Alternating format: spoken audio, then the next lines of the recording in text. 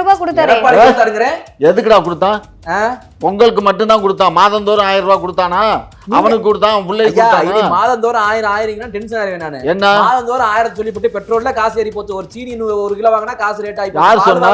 யார் சொன்னா? அரிசி வாங்கினா ரேட்டு கூட, கோதுமை வாங்கினா ரேட்டு கூட, பருப்பு வாங்கினா ரேட்டு கூட, எல்லாத்துலயும் இப்ப 5 ரூபா 2 ரூபா போடுறாங்க. பால்வளத்துறையில மட்டுமே நீங்க கிட்டத்தட்ட 600 கோடிக்கு மேல கொள்ளையடிச்சிருக்கீங்க. உயிர் வந்து உயிர் பய அச்சத்தோட வந்து வெளியே வந்துட்டு அச்சத்தோட வர்ற அச்சத்தோட டெய்லி வந்து போயிட்டு இருக்கு. கத்தில வச்சிருக்காங்க. அது கத்தியில காலுல பார்த்தா டக்குனு எடுத்து கத்தி எதுக்கு? அந்த ஸ்ப்ரே அடிச்சா போதுமே. மிளகு ஸ்ப்ரே, சாதாரண ஆளுகளுக்கு, திமுக ஆளுகளுக்கு கத்தி தான். அப்படியா? கத்தி எல்லாம் எடுத்து குத்துற அளவுக்கு எல்லாம் இந்த பொண்ணுனால சக்தி இல்ல. ஏன்னா வீட்ல கூட பாதுகாப்பு இல்ல. வீட்லயும் பாதுகாப்பு இல்லையா? இப்ப ஒரு குடும்பத்தோட இருந்தப்பதானே தரமணில அந்த சம்பவம் நடந்திருக்கு.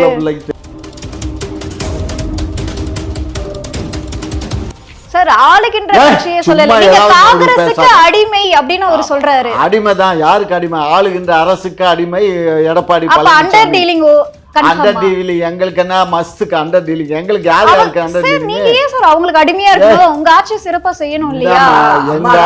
எங்க ஆட்சியை காட்டிலும் சிறப்பா எந்த மாநிலத்திலும் இந்தியால இல்ல. ரொம்பவே ஒஸ்டான ஆட்சினா டிஎம்கே.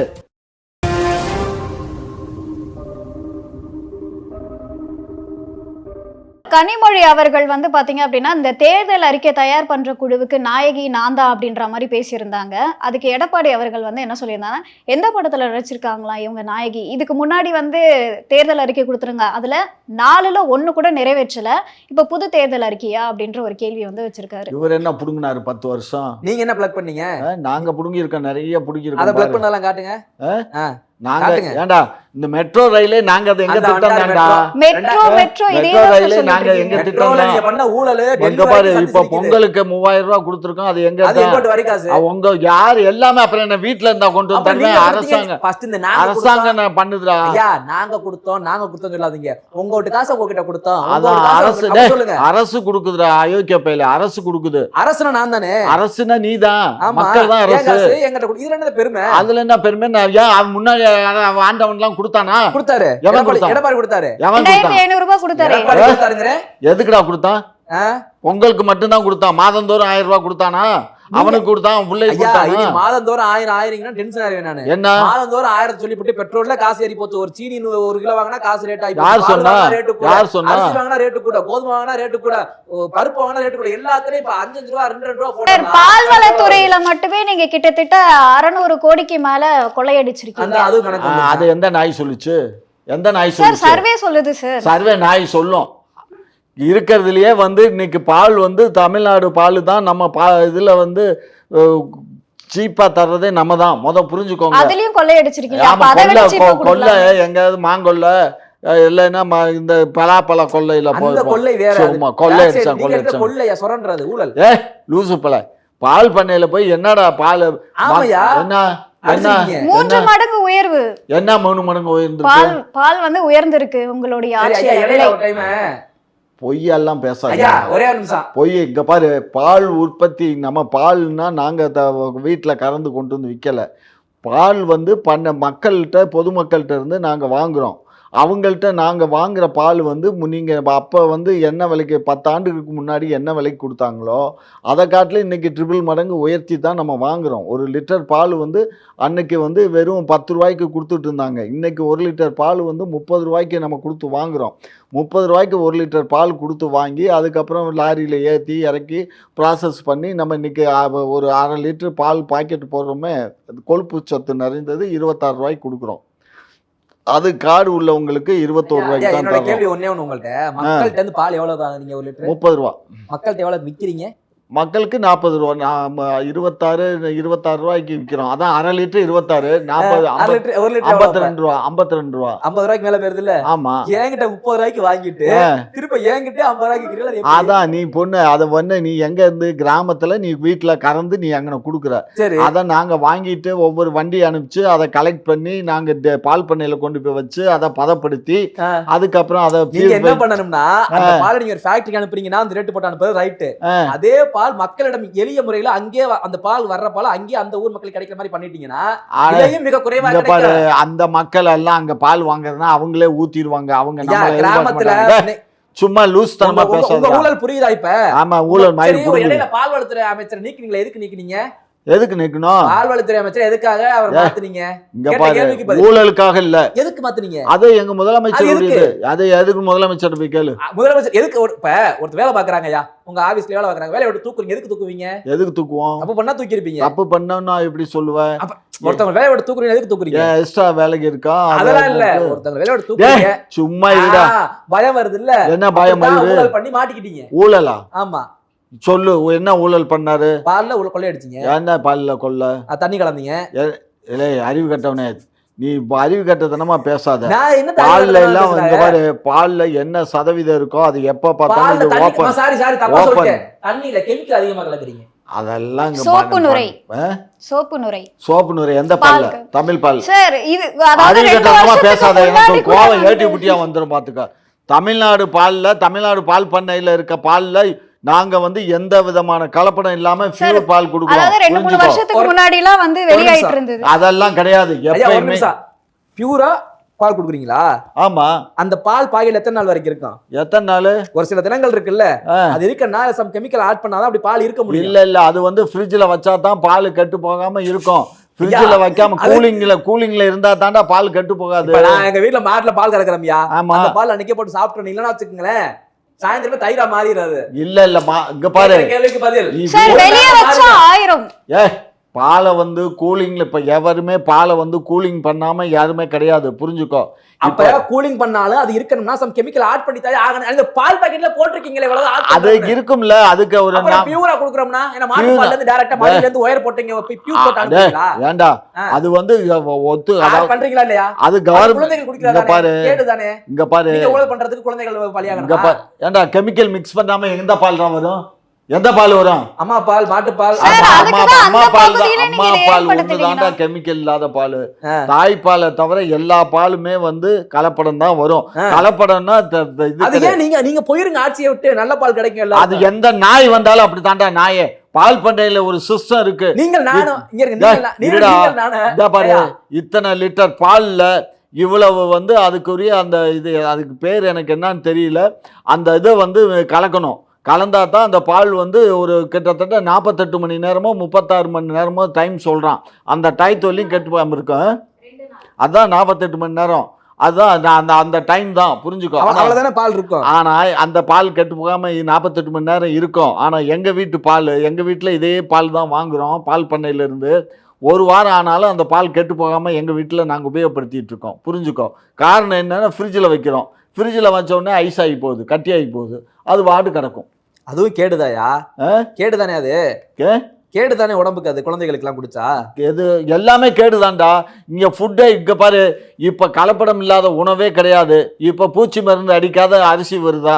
பூச்சி மருந்து அடிக்காத பருப்பு வருதா? எல்லாமே பூச்சிக்கொல்லி மருந்து. சார் அதுதான் இயற்கை விவசாயம் பண்ணணும்னு சொல்றாரு சீமான் அவர்கள். அதுக்கு தான் இயற்கை விவசாயம் பண்ணணும்னு அவர். இயற்கை விவசாயத்துல தானே வரும். இயற்கை விவசாயம் பண்ணுறீங்க, அதுல பூச்சி வந்தா என்ன பண்ணுவாங்க? அதுதான் சார், மரங்கள் இதையெல்லாம் பாதுகாக்கணும், மலைகளை பாதுகாக்கணும். இயற்கையான முறையில பேசுறாருன்னு நீங்க சொல்லாதீங்க. நீங்க பேசக்கூடாது. உங்க திராவிட ஆட்சி வந்தனாலதான் மண் வளத்தை வந்து நீங்க பாதுகாக்கணும். ஒரு விஷயம் புரிஞ்சுக்க. உரம் போடாம இருடா, மாட்டு சாணம் அது இது போட்டாலும் கூட தாத்தெல்லாம் எப்படி விவசாயம் பண்ணா? அப்படித்தான் விவசாயம் பண்ணாரு உங்க தாத்தா. உங்க தாத்தா விவசாயம் பண்ணும்போது எள்ளு புண்ணாக்கு, மாட்டு இது கடல புண்ணாக்குன்னு புண்ணாக்குகளை போடுவோம். நாங்கெல்லாம் சின்ன வயசுல எங்க தோட்டத்துல வயல்கள்ல புண்ணாக்கு தான் வாங்கி போடுவோம். சரி. அதே இது கடைசி காலத்துல நான் வந்து கிராமத்துல இருந்து சிட்டிக்கு படிக்க வந்த காலத்துல யூரியா அப்பதான் முத வந்துச்சு. உங்க திமுக ஆட்சி காலத்துல? திமுக ஆட்சி இல்லடா, காங்கிரஸ் லூசு போல. நான் 64க்கு முன்னாடிடா நான் சொல்றது. அப்பவே? ஆமா. ஆனா அப்பெல்லாம் தாத்தா யூரியா எல்லாம் போடல. அதெல்லாம் இல்ல அப்பமே யூரியா போடல.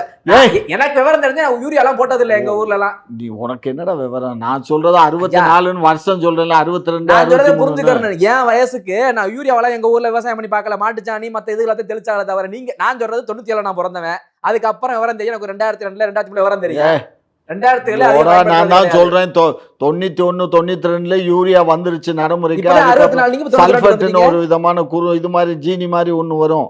இதெல்லாம் அப்பமே வந்துருச்சு. அதெல்லாம் அந்த பிளாஸ்டிக் பை போட்டு அந்த உங்களுடைய ஆட்சியில தான் பயன்பாட்டுக்கு அதிகமா அது அப்பமே வந்துருச்சுமா. அதுக்கப்புறம் வந்து இருடா, அதுக்கப்புறம் வந்து என்னாச்சு 24 கருணா 24 கருணா 28 அப்படி இப்படின்னு சொல்லி குட்ட ரகநகம் வந்துச்சு.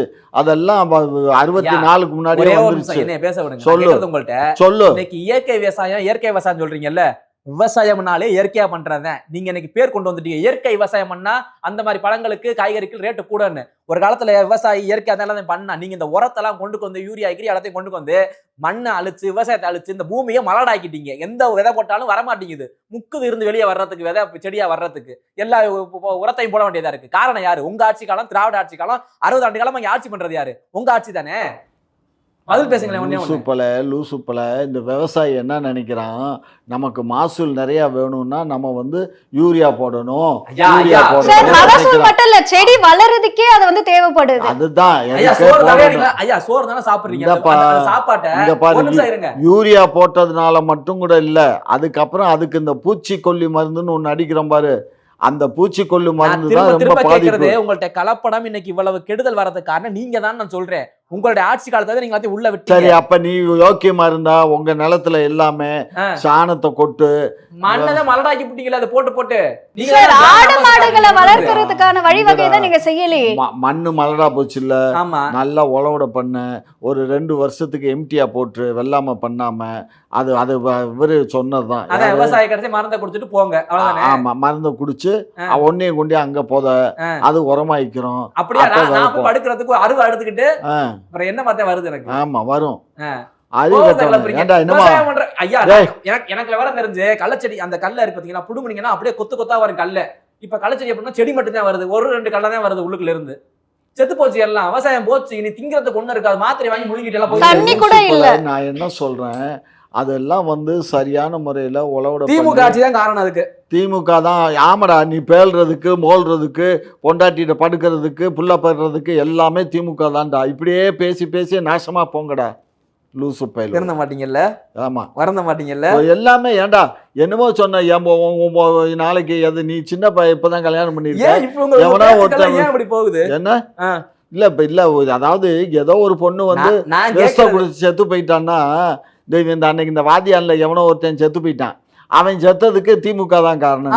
ஏன்டா லூசு பையல் என்ன சொல்லவா? ஏலே, அவன் எதுக்கு செத்தான்னு உனக்கு தெரியுமா? செத்தவன்ட்ட கேட்டு வந்தியாடா எதுக்கு செத்தேன்னு? சாகும்போது பார்த்தேன் நான், உங்க வாய்ப்புறுதி நிறைவேற்ற அதனால செத்தேன்னு சொல்லி செத்தேன். ஆமா, செத்தேன். போடா லூசு பையலுல. ஒரு உயிரை கொண்டுட்டு இப்படி வெக்கமே இல்ல. யாரா வெக்கம்? நாங்க என்ன வயசு பிள்ளைய பார்த்தா நாங்க வெக்கப்பட போறோம்? வயசு பெண்கள் பாதுகாப்பு இல்லையா உங்க ஆட்சியில? எங்க ஆட்சியில பாதுகாப்பு இல்லையாமா? உனக்கு பாதுகாப்பு இல்லையா? இல்ல, அப்ப நீ வீட்டை விட்டு வெளியில வராத, வீட்டுக்கு இரும்பு பெட்டிக்குள்ள அப்ப பெண்கள் எல்லாரும் வீட்டுக்குள்ளேயே முடக்க பாக்குறீங்களா?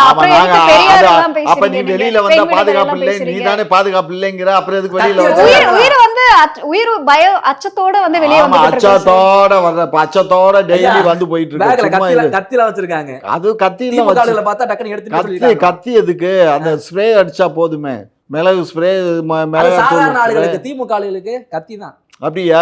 கத்தி எல்லாம் எடுத்து குத்துற அளவுக்கு எல்லாம் இந்த பொண்ணு நல்ல சக்தி இல்ல. ஏன்னா வீட்ல கூட பாதுகாப்பு இல்ல. வீட்லயும் பாதுகாப்பு இல்லையா? இப்ப ஒரு குடும்பத்தோட இருந்தப்பதானே தரமணில அந்த சம்பவம் நடந்திருக்கு. பொம்பளை பிள்ளைக்கு தெரியுது, எங்களுக்கு என்னடா தெரியுது? நீங்க ஆணு திமிர்ல பேசுறீங்களா? எங்களுக்கு ஒன்றும் தெரியாது. வீட்டுல கூட பாதுகாப்பு இல்லைன்னு சொன்னா நாங்க எங்க போய் அழுகிறது? குஷ்பு தான் சொல்லும், நான் சின்ன பிள்ளையா இருக்கும் போதே வீட்லயே என்ன வந்து பாலியல் சீண்டல் பண்ணாங்க அப்படின்னு பேட்டி கொடுக்கும். அது மாதிரி. ஆமா, அந்த அதுக்கு காரணமே என்னன்னா மது போதை தான். லூசுப்பல அதெல்லாம் மது. ஏமா அந்த அம்மா மும்பையில நடந்த நிகழ்ச்சியை சொல்லுது, இது போன்ற நிகழ்வுகள் சமீபத்துல கூட நிறைய நடந்திருக்கு சார். ஆமா, என்ன சொல்ல அப்ப நீங்க இருக்கக்கூடிய மது போதை தான் இருக்கிற ஆட்சியிலேயே எங்களுடைய திராவிட மாடல் ஆட்சி, திராவிட முன்னேற்ற கழகத்தினுடைய ஆட்சி நிறைவான ஆட்சி, நல்ல ஆட்சி, மக்களின் ஆட்சி. இதுல ஒன்னும் குறை இல்லை. எனக்கு குறையா இருக்கு. குறை ஒன்றும் இல்லை கண்ணா, அவ்வளவுதான். அடுத்த லைன் பாடுங்களேன். அடுத்த லைன்ல பாடக்கூடாது. தெரியாது இல்ல? தெரியாது, பாடக்கூடாது. கூடாது. ஆமா சரி, நீங்க அதாவது எடப்பாடி அவர்கள் வந்து டெல்லிக்கு அடிமை அப்படின்னு சொல்றீங்க. ஆனா எடப்பாடி அவர்கள் வந்து சொல்றாரு டிஎம்கே தான் டெல்லிக்கு அடிமை, அதனாலதான் ராகுல் காந்தி அவர்களை போய் சந்திக்கிறாங்க. அங்க வந்து இவங்களை சந்திக்கல, இங்கிருந்து அங்க போறாங்கன்னா அப்ப அவங்க தான் வந்து அவங்களுக்கு அடிமையா இருக்காங்க அப்படின்ற மாதிரி சொல்லியிருக்காரு. இல்லை, நான் தெரியாம தான் கேட்குறேன். ராகுல் காந்தி ஆண்டுகிட்டு இருக்காரு, ஒன்றியத்தை ஆள்றது யாருமா? சார் ஆளுகின்ற ஏய், கட்சியை சும்மா சொல்லல, நீங்க ஏதாவது ஒரு காங்கிரஸுக்கு பேசாத. அடிமை அப்படின்னு அவர் சொல்றாரு. அடிமை தான். யாருக்கு அடிமை? ஆளுகின்ற அரசுக்கு அடிமை எடப்பாடி அப்ப under Palaniswami. Dealing under dealing எங்களுக்கு என்ன? மஸ்துக்கு அண்டர் டீலிங் எங்களுக்கு யாருக்கு அண்டர் டீலிங்? நீங்க ஏன் சார் அவங்களுக்கு அடிமையா இருக்கணும்? உங்க ஆட்சி சிறப்பா செய்யணும் இல்லையா? எங்க ஆட்சியை காட்டிலும் சிறப்பா எந்த மாநிலத்திலும் இந்தியால இல்ல. ரொம்பவே தமிழ்நாடு ஒஸ்டான மட்டும்தான். ஆட்சினா இங்க பாரு, தமிழ்நாடு மட்டும்தான் சிறப்பான ஆட்சி.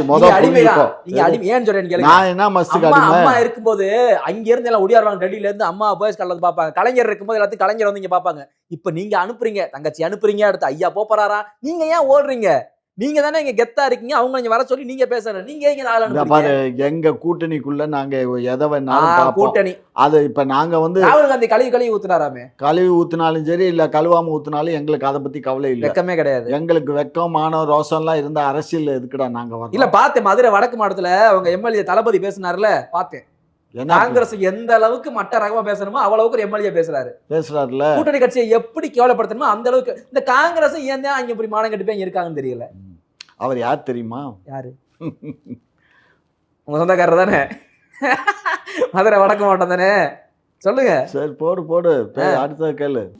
சார், காஞ்சிபுரம் மாவட்டம் ஸ்ரீபெரும்புத்தூர்ல இருளர்கள் வாழக்கூடிய பகுதியில வந்து மின்சாரம் இல்லை அப்படின்னு சொல்லி பேட்டி கொடுத்துருக்காங்க. அந்த இடத்துல வந்து பாத்தீங்கன்னா முழுமையா நீங்க வந்து, அதாவது 4 மாசமா மின்சாரம் இல்லைன்னு சொல்லி அவங்களோட கோரிக்கை எல்லாம் வச்சிருக்காங்க. இப்போ முழுமையாவே அங்க மின்சாரம் இல்லாம பண்ணி இருக்கிறதா இந்த திமுக அரசு மீது குற்றச்சாட்டு. 4 மாசமா மின்சாரம் இல்லைன்னு கொடுத்துருக்காங்க, அப்புறம் என்ன முழுமையா இல்லைன்னு? எனக்கு புரியலடா கண்ணு நீ கேட்குற கேள்வி. 4 மாசமா மின்சாரம் இல்லை. சார், மின்சாரம் மட்டும் இல்லாம அடிப்படை வசதிகளும் வந்து கேட்டிருக்காங்க. இந்த சாலை வசதி, தெருவிளக்கு, இது எல்லாமே கேட்டிருக்காங்க. ஆனா இது எதுவுமே நீங்க பண்ணல. அதனால அந்த வீட்டுக்கு வந்து மின்சாரத்தை துண்டிச்சிருக்காங்க. வீட்டுக்கு இலவச மின்சாரம் தானே? அது இலவச மின்சாரம் தானே? இலவச மின்சாரம் தான் சார். அப்புறம் இலவசம்னா இல்ல மின்சாரம். என்ன இலவசம்? இங்க பாரு, என்ன இலவசம் சொல்றதே கேளுடா. கொடுத்தா இலவசம். அந்த பகுதியில் இருக்க மக்களுக்கு இதுவரை இலவசமா தான் மின்சாரம் கொடுத்தோம். மின்சாரத்தை மிஸ்யூஸ் பண்ண ஆரம்பிச்சிட்டாங்க. ஒரு லைட்டு, ஒரு பல்பு எரியறதுக்கு தான் அங்கே மின்சாரம் கணக்கு. இலவச மின்சாரங்கிறது ஒரு 40 வாட்ஸ் பல்பு, இல்லைன்னா இப்போ 0 வாட்ஸ் இந்த இது கொடுக்குறோம். அந்த பல்பு மட்டும்தான் போட்டுக்க முடியும். இவங்க மின்சாரத்திலேயே அங்கே ஒரு ப்ளக்கை வச்சு, மின்சாரத்திலே அடுப்பை வச்சு, அதுலேயே சமைச்சு இந்த மாதிரி வேலையெல்லாம் பண்ணும்போது அங்கே அதுக்கு தனியாக ஒரு மீட்டர் பொருத்தி செக் பண்ணி பார்த்ததுல அதிகமான நுகர்வோர் அங்கே வந்து மின்சாரத்தை அதிகமாக பண்ணுறாங்க, யூஸ் பண்ணுறாங்க. ஆகையினால அதை கட் பண்ணியிருக்கு, அவ்வளோதான். அதை ஒண்ணு என்ன பண்ணா, அந்த வீட்டுக்கு தனியா ஒரு இதை மீட்டரை போட்டு விட்டு பணத்தை கட்டினு விட்டுற வேண்டியது. அப்படி நாங்க மீட்டர் நாங்க போட முடியாது. அவங்க முறைப்படி அப்ளிகேஷன் கொடுத்து சொல்லுங்க சார். அதுதான் வந்து நடவடிக்கை எடுக்கலாம். அது மட்டும் இல்லாம அடிப்படை வசதியே இல்ல அந்த பகுதிகள்ல. கூப்பிட்டு சொல்லிட்டாரு, நீங்க வீடுகள்ல ஒரு பல்ப் எரியறதுக்கு தான் பெர்மிஷனே தவிர நீங்க வீடு பூரா அவங்க பணக்காரங்க இல்லையே. பணக்காரங்க ஏழை பண்றாங்க. இந்த பாரு, பணக்காரங்க ஏழை இல்ல. கேட்ட கேள்விக்கு ஒரு குடிசைக்கு ஒரு லைட், இலவச லைட், அவ்வளவுதான் கணக்கு. கேள்விக்கு பதில். அங்க அயன் பாக்ஸ் போடுறது அது பண்ணு. இங்க பாரு, இருளர்கள் அயன் பாக்ஸ் யூஸ் பண்ண கூடாதா? அவங்க தாராளம் அயன் பாக்ஸ் போடட்டும், எலக்ட்ரிக்கல் குக்கர் யூஸ் பண்ணட்டும், எல்லாம் பண்ணட்டும். பணத்தை கட்டி பண்ணு. அவங்க ரொம்ப மைனாரிட்டி, ரொம்ப கம்மியா இருக்க. அதெல்லாம் கணக்கு இல்லடா. ஒரு பல்புக்கு சார் அவங்க அடிப்படை வசதியே இல்லன்னு சொல்றாங்க. அடிப்படை வசதி இல்ல, நீ போய் பார்த்த மாதிரி பேசக்கூடாது. அந்த பேட்டி கொடுத்ததுனாலதான் அதையும் நீங்க துண்டிச்சிருக்கீங்க. அந்த பாரு, அதையும் துண்டிச்சோன்னு சொன்னா நாங்க செக் பண்ணி பார்த்தோம். சார், விஷயமே என்ன அப்படின்னா, இவங்களுக்கு இந்த மாதிரி ஒன் சர்வீஸ் தான் போயிட்டு இருந்திருக்கு. எங்களுக்கு அடிப்படை வசதிகள் வந்து இந்த திமுக அரசு ஏற்படுத்தி கொடுக்கணும்னு சொல்லி கேக்குறாங்க. அதுக்குதான் இது கூட உங்களுக்கு கிடையாது அப்படின்னு சொல்லி துண்டிச்சிருக்காங்க. பண்ணது கரெக்ட் தானே? இதுல என்ன அப்ப அடிப்படை வசதி வேணும்னு கேட்டா நீங்க அடிப்படை வசதி எங்க வேணாலும் வீடை கட்டிக்குவான். அவனுக்கு அடிப்படை வசதி எல்லாம் பண்ணுவானா? அப்படி எல்லாம் பண்ண முடியாது. அவன் அதுக்கு பணம் கொடுக்கணும். அவன் கட்டி இருக்கிறத புறம்போக்குல வீடு, எல்லாம் புறம்போக்கு பட்டா, இலவச பட்டால கட்டி இருக்கான். அப்ப வீடு இல்லாதவங்களுக்கு நீங்க தான் சார் வந்து வீடு இல்லைன்னு சொன்னா நாங்க எல்லாத்துக்கும் உடனே கொடுக்க முடியாது. எல்லாம் அந்த ஆர்டர் படி தான் நாங்கள் கணக்கெடுத்து யார் யாருக்கு வீடு இல்லை, யாருக்கெல்லாம் வீடு கொடுக்குமோ அது குடிசை மாற்று வாரியத்தின் மூலமா நாங்கள் வீடு ஒதுக்கும் போது தான் கிடைக்கும்.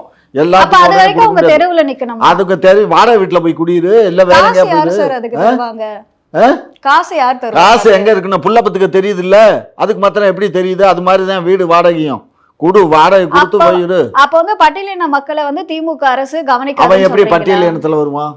அவன் எப்படி பட்டியல் இனத்துல வருவான்? அவன் பட்டியல் இனம் இல்ல. அவங்க எந்த இனம்யா? உடனே பட்டியலின மக்களை சரி, அவங்க எந்த எதிர்க்கிற- இனம்? அவங்க எது அவங்க இருளர்கள் எந்த இனம்? இருளர்கள் வந்து பட்டியலினத்துல இல்லையா, வர்றாங்க. பேக்வேர்டு மோஸ்ட் பேக்வேர்டு எம்பிசில வர்றாங்க. எம்பிஸ்ல வர்றாங்கல்ல. ஆனா அதிகமா பட்டியலின மக்களை விட அதிகமா பின்தங்கி இருக்கிறது அவங்க தானே யாரு? இருளர்கள். அப்படி சொல்ல முடியாது. எப்படி சொல்ல முடியாது? எப்படி சொல்ல முடியாதுன்றேன். ஏன்? தமிழ்நாட்டுல இருளர்கள் தான் இருக்கிறதுல பின்தங்கி இருக்கிறா, தெரியுமா உங்களுக்கு? முதல்ல அவங்களுக்கு கிடைக்கக்கூடிய சலுகைகள் அம்புட்டும் கிடைக்காம பண்ணி வச்சிருக்கிறது உங்க ஆட்சியில். ஆனா இருளர்கள் 5 கூட்டி வச்சு பக்கத்துல வந்து போட்டோ எடுத்துக்கிறது, போஸ்ட் மட்டும் கொடுக்க தெரியும் முதலமைச்சருக்கு. அடாடா. அவங்க வாழ்வாதாரத்தை என்ன வீடு இல்லைன்னு சொல்றாங்க. இதை விட என்னத்த வாழ்வாதாரம்? வீடு இல்லைன்னா என்ன? இப்ப எனக்கு கூட தான் வீடு இல்ல. அதுக்காக என்ன அரசாங்கம் உடனே எனக்கு வீடு கொடுக்குமா? சொல்லாதீங்க. எப்படி என்னத்த போய் சொல்றேன்? அபார்ட்மெண்ட் அதை தண்ணி வாங்கி சொல்லி அபார்ட்மெண்ட் என் பையன் இருக்கான், என் பையன் வீடு அது. ரெண்டு பையன் வீடா இருந்தாலும் சரி, நீங்க தான் அது காசு எப்படி என் வீடு கொடுத்திருப்பீங்க ஆகும்? அவருக்கு. பையன் வீடு என் வீடு ஆகாது. பையன் உங்க பையன் தானே? என் பையன் தான். அது அப்ப பையன் எனக்கு வீடு உங்க அப்படி எல்லாம் ஆகாது. ஐயா என்னது இது? என்ன கொய்யா? சரி வாங்க, உங்களுக்கு நான் பட்டம் வாங்கி தரேன் இலவச ஆ. பட்டம். ஸ்டாலின் பேசி பேசி வாங்கி கொடு. ஐயா வீடு இல்ல, குடிசை மாற்று வாரியத்துல ஒரு வீடு வாங்கி கொடுப்போம். அதுலயும் பெருசா தான் கேட்பாரு இவரு. மதுரையில வாங்கி தரேன் வாங்க, கட்டாந்தரையில ஒண்ணு வாங்கி கொடு, ஒரு பட்டா வாங்கி கொடு. அதையும் வித்துடுவீங்கல்ல? அது எதுக்கு விற்கணும்? நான் அதுல ஒரு குடிசை போட்டு உட்காந்துக்கிறேன். குடிசை போட்டு உட்காருவீங்களா? ஆமா. குக்கு செய்தி நேயர்களுக்கு மிக்க நன்றி. கிட்டத்தட்ட 67,000 சப்ஸ்கிரைபர் தாண்டி போயிட்டு இருக்கும். இதே போல தொடர்ந்து உங்களுடைய ஆதரவை அளிக்கவும்.